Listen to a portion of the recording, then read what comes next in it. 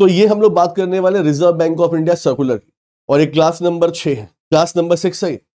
मतलब मैं आपको 6वां रिजर्व बैंक ऑफ इंडिया का सर्कुलर पढ़ाने वाला हूं। तो आज reserve bank of India circular में हमारे पास टाइटल क्या है दोस्तों, आइए देखिए यहां पे लिखा हुआ है export data processing and monitoring system. Export data processing and monitoring system, यानी शॉर्ट में EDMPS। ठीक, क्या लिखा हुआ है, closure of shipping bill. Closure of shipping bill. तो आज हम ये पढ़ने वाले हैं रिजर्व बैंक का सर्कुलर, क्लास नंबर 6 ये हमारी होने वाली है। ठीक है दोस्तों, चिंता मत कीजिए, सारे PDF मेरे पास अवेलेबल है, मैं कंपाइल करके फिर से एक बार टेलीग्राम पे डाल दूंगा। हालांकि मैंने पहले भी आपको रिजर्व बैंक के 4 सर्कुलर जो हैं वो टेलीग्राम पर डाले हुए। टेलीग्राम चैनल क्या मेरा बाद में बताऊंगा मैं आपको, ठीक है। देखिए, तो ये आज का हमारा टॉपिक है दोस्तों। थोड़ा सा टेढ़ा टॉपिक है, थोड़ा सा समझना पड़ेगा, तो ध्यान से क्लास को देखिएगा, वरना कॉन्सेप्ट क्लियर नहीं होगा और मुझे इसके लिए टाइम चाहिए होगा। तो बाद में कमेंट में चिल्लाना मत कि सर लंबी क्लास हो रही है, ठीक है। चलो देखो, यहां पर हम लोग क्या बात करने वाले हैं दोस्तों। तो आज हम पढ़ने वाले, ये हमारा टाइटल दोस्तों है, ठीक है। शॉर्ट में हमने यहां पे लिख दिया कि रिजर्व बैंक ऑफ इंडिया ने रिलीज किया है draft norms for the closure of shipping bill. ठीक, ये देख लो, in the export data processing and monitoring system. तो ये दो चीजें आपको फोकस यहां पर हो रही हैं, closure of shipping bill, export data processing and monitoring system. तो हम इसकी बात करने वाले हैं, ठीक है। देखिए दोस्तों, अब यहां पर क्या बात हो रही है, देखो क्या बेटा बोला गया कि रिजर्व बैंक ऑफ इंडिया ने रिलीज किया है दोस्तों ड्राफ्ट नॉर्म्स। इसका बेटा मतलब कुछ दिशा निर्देश for the closure of the shipping bill. इसका मतलब क्या होता है आगे मैं समझाऊंगा। कहां पे दोस्तों, इन the export data processing and the monitoring system. यानी बेटा ये जो बार बार हम पढ़े ना EDPMS, ये क्या है, तो बेटा ये एक तरह का प्लेटफॉर्म है।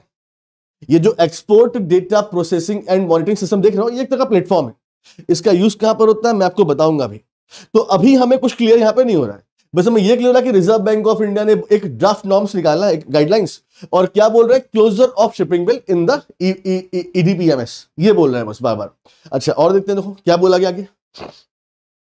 The EDPMS was introduced in February 14, हाँ, by the Reserve Bank of India to monitor the release of the export proceed। ठीक है, इसका बेटा मतलब, इसका मतलब कि रिजर्व बैंक को भाई जानना होता है कि भाई हमारे देश से कितना अमाउंट एक्सपोर्ट हो रहा है, सरकारी कंपनी का, प्राइवेट कंपनी का। तो बेटा इसीलिए रिजर्व बैंक ऑफ इंडिया ने ये EDPMS लॉन्च किया था 14 में, 14 में लॉन्च हुआ था। अब ये पूरा मतलब क्या है दोस्तों, ध्यान से मेरी बात सुनिएगा ताकि कॉन्सेप्ट आपके क्लियर दोस्तों हो जाए। तो गाइस देखो यहाँ पे क्या इसका मतलब है दोस्तों, ठीक है, ध्यान सुनना। देखो दोस्तों, सपोज करो कि ये है आप, ठीक है, ये हम लोग हैं बिजनेसमैन है दोस्तों, और बेटा हम लोग एक्सपोर्ट करते हैं, हमारा कोई सामान बनता है और हम फॉरेन में एक्सपोर्ट करते हैं, हम एक प्राइवेट बिजनेसमैन है, ठीक है। अच्छा, अब गाइस जो हम ये एक्सपोर्ट करते हैं बेटा, ये मान लीजिए बेटा हम कर रहे हैं यूरोप में, कर रहे हैं हम यूरोप में कर रहे हैं। अब बेटा यूरोप में कोई कंट्री मान लो, एग्जाम्पल कोई मान लो, ठीक है। तो बेटा यूरोप में हम कर रहे हैं, और ये दोस्तों यूरोप में हमारा क्या है, इंपोर्टर है, क्योंकि हम तो एक्सपोर्टर हैं, हम तो एक्सपोर्ट कर रहे हैं दोस्तों, यानी हम कोई सामान एक्सपोर्ट कर रहे हैं और ये इंपोर्टर है, ठीक है। ये आपका इंपोर्टर यूरोप में हो गया, ठीक। सो गाइस कैसे हम एक्सपोर्ट करते हैं, ठीक है। देखिए दोस्तों, सबसे पहले बेटा जो हमारा कंसाइनमेंट बेटा है, जो हमारा कंसाइनमेंट है दोस्तों, वो बेटा जाएगा नियरली पोर्ट पर, जो भी बंदरगाह होंगे वहां पर, ठीक है। जैसे फॉर एग्जाम्पल दोस्तों, हमारा ये मुंबई पोर्ट पर हमारा ये सामान पहुंचा, भाई तभी तो शिप से यहां जाएगा दोस्तों। बेटा मुंबई पोर्ट पे बेटा हमारे साथ पहुंचेगा, तो यहाँ पे कस्टम के बेटा ऑफिसर्स होते हैं ना, कस्टम के। सो भाई जो कस्टम के बेटा ऑफिसर्स होंगे, जो एम्प्लॉय होंगे, वो हमारा पूरा सामान देखेंगे, चेक करेंगे कि हम कुछ एक्सपोर्ट कर रहे हैं। तो जो कस्टम के बेटा एम्प्लॉय हैं वो हमारा सामान चेक करेंगे, और बेटा चेक करने के बाद क्या होगा, तो बेटा ये क्रिएट करेंगे दोस्तों, क्या ये बेटा बनाएंगे शिपिंग बिल बनाएंगे। क्या बनाएंगे, शिपिंग बिल। शिपिंग बिल का बेटा मतलब क्या होता है, शिपिंग बिल का बेटा मतलब होता है कि भाई सिंपल सी बात है ना, आपका सामान जा रहा है किसी और देश में, तो आप क्या सामान भेज रहे हो, कितने अमाउंट का, यानी कितने अमाउंट का ये सामान है, मतलब कितने अमाउंट का पेमेंट आपको होगा, ठीक है। आपका बैंक कौन सा है, मतलब किस बैंक में पैसा आएगा, सब डालना पड़ता है इसमें। तो बेटा यहां पर एक शिपिंग बिल जनरेट होगा दोस्तों, और बेटा फिर इनका सामान चला जाएगा यूरोप में दोस्तों, चला जाएगा, ठीक है। अच्छा, अब गाइस यहां बेटा ये बिल बन गया, तो बेटा कस्टम वाले ये दोस्तों बिल को बेटा भेजते हैं रिजर्व बैंक ऑफ इंडिया के पास भेजते हैं, RBI के पास भेजते हैं, ठीक है। तो बेटा शिपिंग बिल जो होता है ये कहां पहुंचता है, रिजर्व बैंक के पास। अब दोस्तों रिजर्व बैंक के पास, चूंकि एक्सपोर्ट की बात हो रही है, तो बेटा क्या है कि बेटा रिजर्व बैंक ऑफ इंडिया ने बेटा इसके लिए क्या बनाया हुआ है, इसके लिए बनाया हुआ है EDPMS, ठीक है। मतलब ये EDPMS दोस्तों ये क्या है, तो बेटा ये एक सॉफ्टवेयर है ऑनलाइन, ठीक है। तो बेटा क्या होता है कि जब रिजर्व बैंक के पास शिपिंग बिल आता है तो रिजर्व बैंक ऑफ इंडिया इस शिपिंग बिल को इस सिस्टम में दोस्तों डाल देता है, यार डाल देगा, मतलब एंट्री कर दी, एंट्री कर दी। अब गाइस बेटा ये जो प्लेटफॉर्म है ना, जब दोस्तों यहां पे कोई शिपिंग बिल आता है तो बेटा जितने भी और बैंक हैं सबके पास ये इंफॉर्मेशन चली जाती है अपने आप। जैसे ये बेटा ये एक तरह का सेंट्रलाइज सिस्टम है, तो जैसे ही दोस्तों इसने यहां पे डाला तो बेटा जितने बैंक इंडिया के हैं तो बेटा हर बैंक के पास इंफॉर्मेशन बेटा पहुंच जाती है। फॉर एग्जांपल यहां दोस्तों हम क्या बात कर रहे हैं, यहां दोस्तों हम बात कर रहे हैं ऑथोराइज्ड बैंक की, ऑथोराइज्ड बैंक। अब बेटा ये कौन है दोस्तों, तो बेटा ये बैंक जो है दोस्तों ये इनका ऑथोराइज्ड बैंक है। मतलब जब आप बेटा एक्सपोर्ट इंपोर्ट करते हो, आप थोड़े बड़े लेवल का बिजनेसमैन होते हो, तो बेटा एक कोई बैंक आपका एजेंट होता है। जैसे फॉर एग्जांपल दोस्तों मान लीजिए मैंने अपना एनजीओ ओपन किया, तो बेटा मैंने आईसीआईसीआई बैंक में अपना अकाउंट खोला हुआ है और उनको मैंने ऑथराइज किया कि आप मेरे बिहाफ पे सारे ट्रांजैक्शन कर सकते हैं। तो बेटा वैसे ही इसने क्या किया, तो बेटा इसने किसी बैंक को, मान लो स्टेट बैंक ऑफ इंडिया है, तो बेटा इसने क्या किया, इसने ऑथराइज बैंक बनाया हुआ है, स्टेट बैंक ऑफ इंडिया को बनाया हुआ है। तो बेटा जैसे ही रिजर्व बैंक ऑफ इंडिया ने बेटा इस शिपिंग को यहां डाला, अब बेटा चूंकि शिपिंग में इसका नाम लिखा हुआ है, मैंने क्या बोला था कि जब आप यहां पे सामान भेजते हो तो बेटा आपको शिपिंग में सारे अपने जितने भी आपके मतलब पॉइंट हैं उसे आपको ऐड करना होता है, इवन आपका बैंक कौन सा है। तो बेटा कहने का मतलब क्या हुआ, चूंकि इस बैंक में इस शिप में इस बिल में इनका नाम लिखा हुआ है, तो बेटा जब रिजर्व बैंक ऑफ इंडिया डालेगा इसमें बेटा तो ऑटोमेटिक इंफॉर्मेशन इनके साथ पहुंच जाती है कि भाई ऐसा है कि आपका एक क्लाइंट है, उसने नाम दिया हुआ है आपका और ये शिपिंग इतने अमाउंट का है। ठीक है दोस्तों, देखो तो मैंने क्या बोला गाइस, मैंने बोला कि जब रिजर्व बैंक ऑफ इंडिया ने इस बिल को बेटा सिस्टम में डाला तो बेटा ये इंफॉर्मेशन ऑटोमेटिकली बैंक के पास पहुंच गई। अभी इसने कुछ नहीं बोला, अभी इसने कुछ नहीं बताया कि हमने ये एक्सपोर्ट किया है, हमें इतना पैसा मिलने वाला है, कुछ नहीं।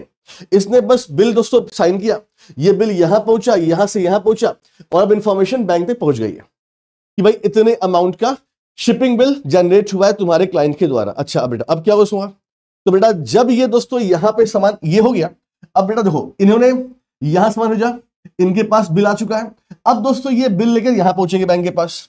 भाई सिंपल सी बात है ना, शिपिंग बिल बेटा जनरेट हुआ तो जो ऑनलाइन है वो कहां पहुंच गया, आरबीआई के पास। अब बेटा जो ऑफलाइन पेपर है वो इनके पास पड़ा हुआ है, अब बेटा ये अपने बैंक के पास लेकर जाएंगे दोस्तों और बैंक को दिखाएंगे कि देखो ये शिपिंग बिल है। तो बेटा इस तरह से क्या होता है बेटा, इस तरीके से जो ये बैंक है ये ड्यूअल वेरीफाई कर लेता है कि हाँ बात सही है, आरबीआई ने पहले से इंफॉर्मेशन दी हुई है, हमारा क्लाइंट आ चुका है और दोनों बिल मैच कर रहा है, ये तो ठीक है दोस्तों। अब क्या बेटा होगा, अब गेस क्या होगा, सामान बेटा यहां पहुंच गया इनके पास। अब दोस्तों चूंकि भाई जो बिल है इस पर अकाउंट नंबर मेंशन है, अकाउंट नंबर, तो बेटा ये क्या करेंगे, ये पेमेंट यहां कर देंगे दोस्तों। ठीक, तो बेटा जब ये इंपोर्टर पेमेंट करेगा इनके अकाउंट में, लेकिन अकाउंट तो यहां है ना दोस्तों, करेगा इनके अकाउंट में, बेटा अकाउंट यहां पे है, तो बेटा इसने पेमेंट यहां पे कर दिया। अब दोस्तों क्या होगा, यानी बैंक के पास अब तीन इंफॉर्मेशन, एक जो क्लाइंट ने दिया है, एक जो आरबीआई ने दिया है और एक जो अमाउंट आया है। तो बेटा इन तीनों को मैच कराया जाता है। अगर तीनों मैच हो रहे हैं दोस्तों, इसका मतलब कि ट्रांजैक्शन कंप्लीट दोस्तों और ये शिपिंग बिल अब क्लोज हो जाएगा, यानी सारे ट्रांजैक्शन एंड हो जाएंगे। जरा मुझे बताओ इतना क्लियर हुआ?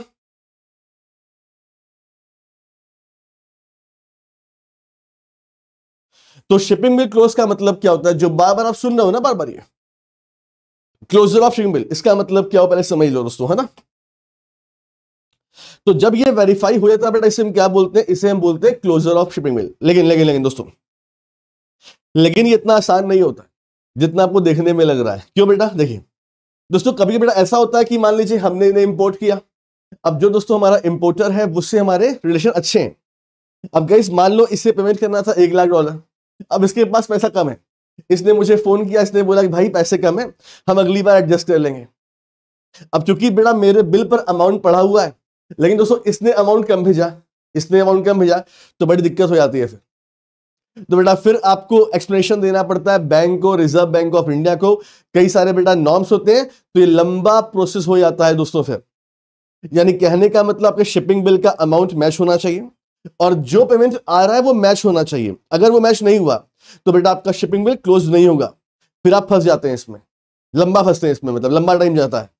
तो बेटा इसीलिए रिजर्व बैंक ऑफ इंडिया ने अपने कुछ नियम बनाए। नियम बेटा क्या बनाया वो देखो ध्यान से, क्या बात हो रही। तो बेटा क्या बोल रहे हैं, the move aim to resolve the regulatory compliance issue to the reconciliation of small value. अच्छा बेटा, इसका बेटा मतलब रिजर्व बैंक क्या बोल रहा है कि चूंकि दोस्तों हमेशा ऐसा होता है कि जब अमाउंट मैच नहीं करता है बेटा तो बिल क्लोज नहीं होता है। अब बेटा जब बिल क्लोज नहीं होता है बेटा तो इंपोर्ट एक्सपोर्ट रुक जाता है वहां पर। रिजर्व बैंक ऑफ इंडिया से काउंट नहीं करता है, फिर एक्सप्लेनेशन होता है, फिर मतलब काफी लंबा उसका प्रोसेस है। तो आरबीआई क्या बोल रहा है कि हम नियम को इजी बना रहे हैं for the small value exporter. कैसे? देखो ये क्या बोल रहे हैं, ये बोल रहे हैं as per the draft guideline authorise dealer. इसका बेटा मतलब बैंक की बात कर रहे हैं, इसका मतलब हम बैंक की बात कर रहे हैं, इनकी बात हम कर रहे हैं, ठीक है। Authorise dealer bank can follow a relax procedure for the shipping bill valued up to 10 lakh rupees, ठीक है। इसका बेटा मतलब क्या हुआ, तो रिजर्व बैंक ऑफ इंडिया ने बेटा जो ये बैंक होते हैं उनसे क्या बोला है कि 10 लाख रुपए तक के बिल पर हम अपना जो काम करने का तरीका है वो इजी कर सकते हैं थोड़ा सा। 10 लाख रुपए, हाँ कैसे हो, तो बेटा क्या बोल रहे हैं, तो ऑथराइज्ड डीलर बैंक में adopt the following procedure while handling shipping bill of value up to 10 lakh rupees और it's equivalent per shipping bill. इसका बेटा मतलब तो जो नई नियम आया है उसमें आरबीआई क्या बोल रहा है, तो बेटा उसमें reserve bank of India authorised dealer bank से क्या बोल रहा है कि 10 लाख रुपए तक का अगर कोई बिजनेस है, एक्सपोर्ट है मतलब, तो उस पे हम लोग नियम को इजी कर सकते हैं। कैसे? देखो यहां पे देखो क्या बोल रहे हैं, तो such bills may be reconciled and close in the EDPMS based on the declaration provided by the concern exporter indicating the details of the shipping bill and the amount has been realized against the same। इसका बेटा मतलब क्या है, देखिए इसका मतलब अगर कोई एक्सपोर्ट 10 लाख रुपए तक का है सिर्फ, ठीक है, तो आप वेट मत करो, मतलब जो तरीका है वो तो ऐसे ही काम करेगा बेटा, वो तो ऐसे ही करेगा। तो जैसे ही क्या बोल रहे हैं, जैसे ही दोस्तों रिजर्व बैंक ने क्या बोला कि भाई हमने तुमको इंफॉर्मेशन दिया और अगर ये बिल 10 लाख रुपए का, और जैसे ही दोस्तों कस्टमर ने क्या किया, आपको बिल दिया 10 लाख का, तो आप इसे इंड कर दो, मतलब वेट मत करो कि पैसा यहां से आएगा कि नहीं आएगा, फिर हम उसे मैच करेंगे, और खत्म कर दो आप उसे। यानी 10 लाख रुपए तक के ट्रांजैक्शन में आपको बार बार वेरिफिकेशन नहीं करना है कि चलो यहां से मिल गई इंफॉर्मेशन, यहां से मिल गई, अब ये जब पैसा देगा तो हम उसे कैलकुलेट करेंगे, नहीं, जैसे यहां से इंफॉर्मेशन आ गई, यहां से आ गई, आप बिल को इंड कर दो, ठीक। तो ये बोल रहे हैं दोस्तों, और क्या बोल रहे हैं, और बेटा क्या बोल रहे हैं, दो यहां पे, और क्या बोल रहे हैं, इंडिकेटिंग डिक्लेरेशन, और कस्टमर से डिक्लेरेशन ले लो, एक लिखे मतलब एक वो जैसे आप नहीं करते हो दोस्तों, आप लोग फॉर्म भरते हो तो आप भी क्या करते हो, डिक्लेरेशन, तो कस्टमर से एक ले लो, डिक्लेरेशन ले लो एक, ठीक है, एक पॉइंट हो गया। फिर बेटा क्या बोल रहे हैं, देखो अब any reduction in the declared export value, जैसे गाइस फॉर एग्जांपल मैं ही हूं, अब मैंने बोला बैंकों से कि भाई मेरा 8 लाख रुपए का एक्सपोर्ट होगा और मैंने सब कुछ दिखा दिया इनको।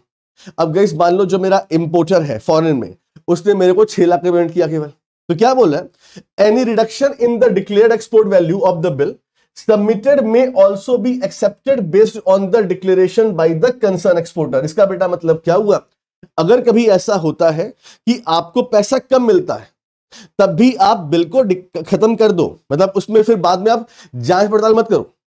जैसे फॉर एग्जांपल भाई मैंने बोला मेरा इतना पैसा आने वाला है, आपने उसे एंड भी कर दिया लेकिन पैसा कम आया, तो कोई जरूरत नहीं है कि फिर से आप उस फाइल को ओपन करो, फिर से यहां वहां जाओ, कोई दिक्कत नहीं, आपने कस्टमर से डिक्लेरेशन ले रखा है ना, उतना काफी है आपके लिए, ठीक है। फिर क्या बोल रहे हैं, द डिक्लेरेशन रेफर्ड टू इन सब पैराग्राफ ए एंड बी, मतलब गाइस ये आपका बी है और ये आपका ए है, ठीक है। क्या बोल रहे हैं, तो बेटा बोल रहे हैं यहां पर कि the declaration refer to in the sub paragraph A and B above may be obtained from the exporter on a quarterly basis, ठीक है। इसका बेटा मतलब क्या हुआ, अब इसका बेटा मतलब कि अगर आपने एक बार ये काम कर दिया तो आपको बार बार फिर काम करने की जरूरत नहीं है, बस आप जो एक्सपोर्टर है उससे क्वार्टरली बेसिस पर अपने पास डिक्लेरेशन सबमिट कराते रहिए और उसके बिल का पेमेंट आप करते रहिए। अगर 10 लाख मतलब उसके बिल को आप क्लोज करते रहिए, अगर वो 10 लाख रुपए तक का है तो क्वार्टरली मतलब उनसे आप डिक्लेरेशन लेते रहिए। तो ये आपको समझाना चाह रहा है, ठीक है। आगे देखिए, अब गाइस क्या बात हो रही है,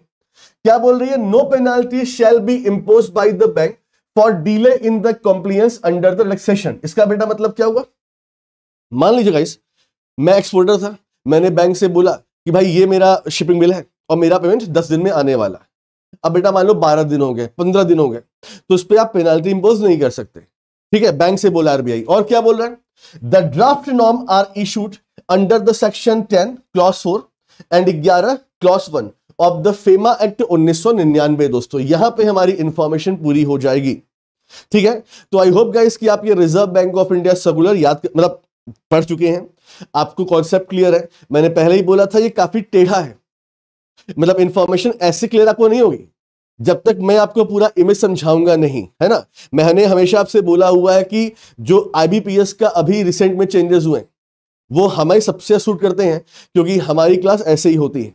और ये मैं गारंटी आपको दे रहा हूं, मैं किसी की बुराई नहीं कर रहा हूं, सब टीचर अच्छा पढ़ाते हैं, लेकिन यही सर्कुलर आप किसी और से पढ़ लेना। हाँ, मैं सही बता रहा हूं आपको। और इसके अलावा भी बहुत सारे टीचर्स ने आपको वीडियोस दिए होंगे सर्कुलर के, एक बार देख लेना उनकी वीडियो। इतना लंबा पोथी चल रहा, मैं देख रहा था भाई, कितने कितने 115 पेज का पढ़ा रहे हैं सर्कुलर। अरे बच्चे इतने पढ़ ही नहीं पाएंगे। आप मेरा देख लो, आप मेरी क्लास देख लो, केवल 2 पेज सर्कुलर मेरा है, 2 पेज का सर्कुलर। मैं आज से नहीं पढ़ा रहा हूं, मैंने पहली class reserve bank of India grade B की ली थी, 2015 में ली थी मैंने पहली क्लास मैंने पढ़ाई है ऑफलाइन में, ऑफलाइन बैचेस में, जहां पे यूपीएससी के बच्चे आते हैं और जो आपके लाइक पीओ होते हैं, एसओ होते हैं, वो लोग बच्चे आते हैं, मैंने उनको पढ़ाया हुआ। तो सर्कुलर में लोग नए नए आते हैं, समझिए क्या पढ़ाना है। और मैं ऐसे नहीं बोल रहा हूं, आप चाहो तो देख लेना, लोग reserve bank of India circular पढ़ा रहे हैं और कम से कम आपको कम से कम 15-20 पेज का पढ़ा रहे हैं, जो आप पढ़ ही नहीं पाओगे, समझ ही नहीं पाओगे। बड़ा सिंपल सा पढ़ना होता है यार, उसमें ऐसे डीप में क्वेश्चन नहीं बनते। जितना पॉइंट इंपॉर्टेंट है वो सब मैं आपको यहां पे करवा देता हूं, हाँ, लेकिन जितना मैं करवा रहा हूं उतना पूरा पढ़ना पड़ेगा आपको, ठीक है। ध्यान दीजिएगा इस बातों का मेरे, ठीक है। चलिए आगे बढ़। और ये बात मैं ऐसे नहीं बोल रहा हूं, आप देख लेना reserve bank of India circular, आप कहीं से पढ़ लेना, लौट के आप यहीं आएंगे, है ना। चलिए आगे बढ़ते हैं। अब दोस्तों ये पॉइंट हमारे सारे हो गए, तो यहां पे हमारा ये पॉइंट एंड होता है दोस्तों about the reserve bank of India, ठीक है। आगे बढ़ते हैं, तो यहां पे हमारा बैंकिंग फाइनेंशियल सेक्शन कंप्लीट होता है, जहां पे हमने आपको रिजर्व बैंक का सर्कुलर भी पढ़ाया दोस्तों। आगे बढ़ते हैं, अब हम लोग बात करेंगे एग्रीमेंट और एमओयूज की। तो एग्रीमेंट और एमओयूज में हमारे पास क्या इंफॉर्मेशन है, देखिए यहां क्या इंफॉर्मेशन दोस्तों। यहां पर हम बात कर रहे हैं मिनिस्ट्री ऑफ इलेक्ट्रॉनिक्स और आईटी, ठीक, और बिट्स पिलानी। ये न्यूज आपके एग्जाम के लिए इंपॉर्टेंट है दोस्तों। हाँ, ministry of electronics and IT and bits Pilani, मेरे हिसाब से ये जो कॉलेज है इसका नाम सब जानते होंगे। तो इन्होंने आपस में एग्रीमेंट साइन किया हुआ है to launch professional development program in cyber security, ठीक है। तो मिनिस्ट्री ऑफ इलेक्ट्रॉनिक्स और आईटी ने और बिट्स पिलानी ने दोस्तों आपस में एग्रीमेंट किया है। तो बेटा कहने का मतलब जो बिट्स पिलानी है ये दोस्तों प्रोफेशनल डेवलपमेंट प्रोग्राम कराएगा इन द साइबर सिक्योरिटी। जो हमारे देश में ऐसा है, हमारे देश में जो सरकारी एम्प्लॉय स्पेशली हैं, तो बेटा वो इतने ट्रेन नहीं होते। प्रीवियस डेज में आपका अनअकैडमी पर मॉक टेस्ट का एक्सपीरियंस क्या था, बट अब जो मॉक टेस्ट दोस्तों हैं ये क्वालिटेटिव लेवल का हमने लॉन्च किया है। 10 प्री 10 मेंस 299 में एक इंफॉर्मेशन आपके लिए ये है दोस्तों। इसके बेटा अनअकैडमी पर हमारे, अच्छा, मैंने कुछ मैसेज बच्चों को देखे, 3-4 मैसेज तो मैंने देखे हैं कम से कम, मैं घर पर था, तो उसमें बच्चों ने लिखा हुआ कि सर हम अनअकैडमी का या आपका बैच परचेस करने वाले हैं, लेकिन सर हमें डर लग रहा है कि आप लोग कहीं छोड़ने वाले नहीं है, आप या आप लोग, आपकी टीम। तो भाई लोग, मैंने पहले भी अपनी क्लास में बोला हुआ है कि हम अनअकैडमी छोड़ने वाले नहीं, बशर्ते अनअकैडमी हमें अपने से ना निकाल दे, ठीक है।